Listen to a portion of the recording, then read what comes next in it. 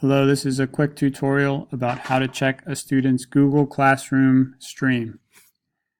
So if you're at the Google start page, there are two ways to get to Google Classroom. You can go to this icon up here with all the apps, and you can choose Google Classroom from this menu, or if you go into the search bar, you can just begin typing in Google Classroom or Classroom, and classroom.google.com should come up.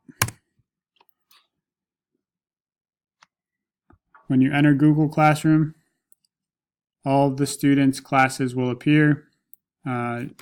You should ask the student to go to the class in which they've demonstrated the need for more support. In this example, I am struggling in Ms. Hansel's class, so I'm going to go to her class. Teachers are posting specific ways that students who are failing or in need of more support can improve. And in this case, 12:39 today, Ms. Hansel posted these instructions for me, so you can engage with the student about how to get started and if they have any questions for you about Ms. Hansel's expectations or the material itself. If you have questions about how to engage with Google Classroom, please reach out to Ms. Hansel, or you can speak with me directly. Thank you.